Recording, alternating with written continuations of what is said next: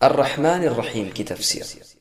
الرحمن الرحیم یہ دونوں نام رحمت سے مشتق ہیں، دونوں میں مبالغہ ہے۔ رحمان میں رحیم سے زیادہ مبالغہ ہے۔ علامہ ابن جریر رحمۃ اللہ علیہ کے قول سے تو معلوم ہوتا ہے کہ گویا اس پر اتفاق ہے۔ بعض سلف کی تفسیروں سے یہ بھی معلوم ہوتا ہے کہ عیسیٰ علیہ السلام کا قول بھی اسی معنی کا پہلے گزر چکا ہے کہ رحمان سے مراد دنیا اور آخرت میں رحم کرنے والے، اور رحیم سے مراد آخرت میں رحم کرنے والے ہیں۔ بعض لوگ کہتے ہیں کہ رحمان مشتق نہیں۔ اگر یہ اس طرح ہوتا تو مرحوم کے ساتھ نہ ملتا، حالانکہ قرآن میں ہے بالمؤمنین رحیما۔ مبرد کہتے ہیں کہ رحمان عبرانی نام ہے، عربی نہیں۔ ابو اسحاق زجاج معانی القرآن میں لکھتے ہیں کہ احمد ابن یحییٰ کا قول ہے کہ رحیم عربی لفظ ہے اور رحمان عبرانی ہے، دونوں کو جمع کر دیا گیا ہے۔ لیکن ابو اسحاق رحمۃ اللہ علیہ فرماتے ہیں کہ اس قول کی طرف دل مائل نہیں ہوتا۔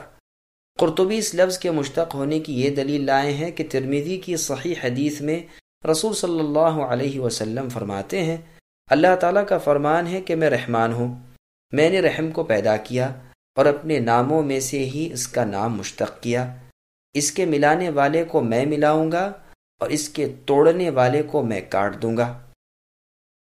اب اس صریح حدیث کے ہوتے ہوئے مخالفت اور انکار کرنے کی کوئی گنجائش نہیں۔ رہا کفار عرب کا اس نام سے انکار کرنا، یہ محض ان کی جہالت کا ایک کرشمہ تھا۔ قرطبی کہتے ہیں کہ رحمان اور رحیم کے ایک ہی معنی ہیں، جیسے ندمان اور ندیم۔ ابو عبید رحمۃ اللہ علیہ کا یہی قول ہے۔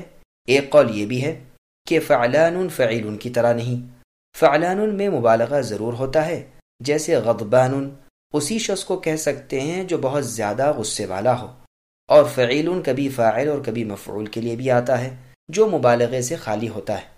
ابو علی فارسی رحمۃ اللہ علیہ کہتے ہیں کہ رحمان عام اسم ہے جو ہر قسم کی رحمتوں کو شامل ہے اور صرف اللہ تعالیٰ کے ساتھ مخصوص ہے، اور رحیم باعتبار مؤمنوں کے ہے۔ فرماتے ہیں وَكَانَ بِالْمُؤْمِنِينَ رَحِيمًا، یعنی اللہ مؤمنوں کے ساتھ رحیم ہے۔ ابن عباس رضی اللہ عنہما فرماتے ہیں یہ دونوں نام رحمت و رحم والے ہیں، ایک میں دوسرے سے زیادہ رحمت و رحم ہے۔ ابن عباس رضی اللہ عنہما کی اس روایت میں لفظ ارقو ہے، اس کے معنی خطابی رحمۃ اللہ علیہ وغیرہ ارفقو کرتے ہیں، جیسے کہ حدیث میں ہے کہ اللہ تعالیٰ رفق یعنی نرمی اور مہربانی والے ہیں، وہ ہر کام میں نرمی اور آسانی کو پسند کرتے ہیں، وہ نرمی اور آسانی پر وہ نعمت مرمت فرماتے ہیں جو سختی پر عطا نہیں کرتے۔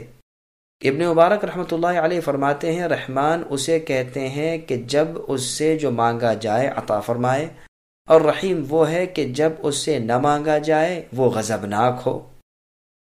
بعض شاعروں نے کہا لا تطلبن بنی آدم حاجہ وسل الذی ابوابہ لا تغلق، اللہ یغضب ان ترکت سؤالہ وبنی آدم حین یسأل یغضب، کہ تو بنی آدم کے سامنے اپنی حاجت کو طلب نہ کر، اور اس ذات سے یعنی اللہ سے اپنی حاجت طلب کر جن کے عطا کے دروازے کبھی بند نہیں ہوتے۔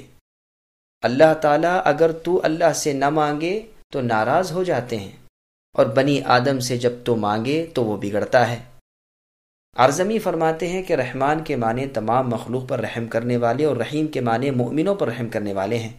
دیکھیے قرآن کریم کی دو آیات ثم استوى علی العرش اور الرحمن علی العرش استوى میں استوا کے ساتھ رحمان کا لفظ ذکر کیا تاکہ تمام مخلوق کو یہ لفظ اپنے عام رحم و کرم کے معنی سے شامل ہو سکے، اور مؤمنوں کے ذکر کے ساتھ لفظ رحیم فرمایا وَكَانَ بِالْمُؤْمِنِينَ رَحِيمًا، بس معلوم ہوا کہ رحمان میں مبالغے بنسبت رحیم کے بہت زیادہ ہے۔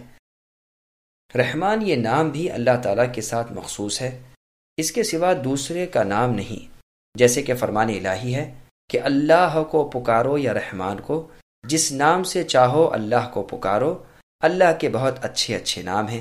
ایک اور آیت میں ہے وَاسْأَلْ مَنْ أَرْسَلْنَا إِلَى آخِرِ الْآیَةِ، یعنی اپنے سے پہلے کے رسولوں کو پوچھ لو کیا ان کے لیے رحمان کے سوا کوئی اور معبود تھا جس کی عبادت وہ کرتے ہوں۔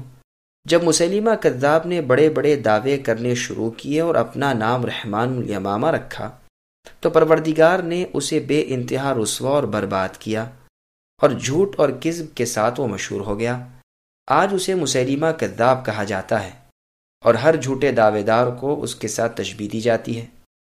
ہر دیہاتی اور ہر شہری، ہر کچے پکے گھر والا اسے بخوبی جانتا ہے۔ بعض کہتے ہیں کہ رحیم میں رحمان سے زیادہ مبالغہ ہے، اس لیے کہ اس لفظ کے ساتھ اگلے لفظ کی تاکید کی گئی ہے، اور تاکید بھی نسبت اس کے کہ جس کی تاکید کی جائے زیادہ قوی ہوتی ہے۔ اس کا جواب یہ ہے کہ یہاں تاکید ہے ہی نہیں، بلکہ یہ تو صفت ہے، اور صفت میں یہ قاعدہ نہیں، پس اللہ تعالیٰ کا نام لیا گیا، اس نام میں بھی اس کا کوئی شریک نہیں، اور اللہ کی صفت سب سے پہلے رحمان بیان کی گئی کہ یہ نام رکھنا بھی دوسروں کو ممنوع ہے، جیسے فرما دیا کہ اللہ کو رحمان کہہ کر پکارو، جس نام سے چاہو پکارو، اللہ کے لیے اسماء حسنی بہت سارے ہیں۔ مسیلمہ نے تو یہ بدترین جرات کی، لیکن برباد ہوا، اور اس کے گمراہ ساتھیوں کے سوا اس کی یہ بات اوروں پر نہ چل سکی۔ رحیم کے وصف کے ساتھ اللہ تعالیٰ نے دوسروں کو بھی موصوف کیا ہے۔ فرماتے ہیں لَقَدْ جَاءَكُمْ إِلَى آخر الآیہ۔ اس آیت میں اپنے نبی محمد صلی اللہ علیہ وسلم کو رحیم کہا، اسی طرح اپنے بعض ناموں سے دوسروں کو بھی اللہ نے یاد کیا، جیسے کہ آیت اِنَّا خَلَقْنَا الْإِنسَانَ میں انسان کو سمیع اور بصیر کہا ہے۔ حاصل یہ ہے کہ اللہ تعالیٰ کے بعض نام تو ایسے ہیں کہ دوسروں پر بھی دوسرے معنی میں ان کا اطلاق ہو سکتا ہے، اور بعض ایسے ہیں کہ نہیں ہو سکتا، جیسے اللہ اور رحمان اور خالق اور رزاق وغیرہ۔ اسی لیے اللہ تعالیٰ نے اپنا پہلا نام اللہ لیا، پھر اس کی صفت رحمان سے کی، اس لیے کہ رحیم کی نسبت یہ زیادہ خاص ہے اور زیادہ مشہور ہے۔ قاعدہ ہے کہ پہلے سب سے زیادہ بزرگ نام سے نام لیا جاتا، اس لیے سب سے پہلے سب سے زیادہ خاص نام کے ساتھ لیا، پھر اس سے کم، پھر اس سے کم۔ اگر کہا جائے کہ جب رحمان میں رحیم سے زیادہ مبالغہ موجود ہے تو پھر اسی پر اکتفا کیوں نہ کیا؟ تو اس کے جواب میں عطا خراسانی رحمۃ اللہ علیہ کا یہ قول پیش کیا جا سکتا ہے کہ چونکہ کافروں نے رحمان نام بھی غیروں کا رکھ لیا تھا، اس لیے رحیم کا لفظ بھی لائے تاکہ کسی قسم کا وہم ہی نہ رہے۔ رحمان و رحیم صرف اللہ تعالیٰ ہی کا نام ہے۔ ابن جریر رحمۃ اللہ علیہ نے اس قول کو نقل کیا ہے۔ بعض لوگ کہتے ہیں کہ جاہلیت کے زمانے کے عرب رحمان سے واقف ہی نہ تھے، یہاں تک کہ اللہ تعالیٰ نے قرآن پاک کی آیت قُلِ ادْعُوا اللَّهَ أَوِ ادْعُوا الرَّحْمَٰنَ نازل فرما کر ان کی تردید کی۔ کفار قریش نے حدیبیہ والے سال بھی جب رسول اللہ صلی اللہ علیہ وسلم نے علی رضی اللہ عنہ سے فرمایا تھا کہ بسم اللہ الرحمن الرحیم لکھو، کہا تھا کہ ہم رحمان اور رحیم کو نہیں جانتے۔ بخاری میں یہ روایت موجود ہے۔ بعض روایات میں ہے کہ انہوں نے کہا تھا کہ ہم رحمان یمامہ کو جانتے ہیں، کسی اور رحمان کو نہیں جانتے۔ اسی طرح اور جگہ قرآن کریم میں ہے وَإِذَا قِيلَ لَهُمُ اسْجُدُوا لِلرَّحْمَٰنِ إِلَى آخر الآیہ، یعنی جب ان کفار و مشرکین سے کہا جاتا ہے کہ رحمان کے سامنے سجدہ کرو تو وہ وحشت کرنے لگتے ہیں اور جواب دیتے ہیں کہ رحمان کون ہے جسے ہم تمہارے قول کی وجہ سے اے محمد صلی اللہ علیہ وسلم سجدہ کریں۔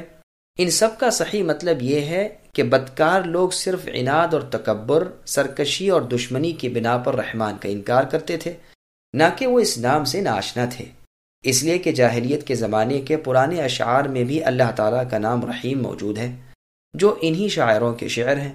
سلامہ کے شعر اور دیگر اشعار ملاحظہ ہوں۔ عبداللہ بن عباس رضی اللہ عنہما سے تفسیر ابن جریر میں ہے کہ رحمان فعلان کے وزن پر رحمت سے ماخوذ ہے اور کلام عرب میں سے ہے۔ وہ اللہ رفیق اور رقیق جس پر رحم کرنا چاہے اور جس سے غصہ ہو اس سے بہت دور اور اس پر بہت سخت گیر بھی ہے۔ اسی طرح اللہ کے تمام نام ہیں۔ حسن رحمہ اللہ فرماتے ہیں کہ رحمان کا نام دوسروں کے لیے منع ہے کیونکہ خود اللہ تعالیٰ کا نام ہے، لوگوں کو اس نام پر کوئی حق نہیں۔ اور ایک جماعت اسی طرح بسم اللہ الرحمن الرحیم کو آیت قرار دے کر الحمدللہ کو الگ پڑھتی ہے اور بعض ملا کر پڑھتے ہیں۔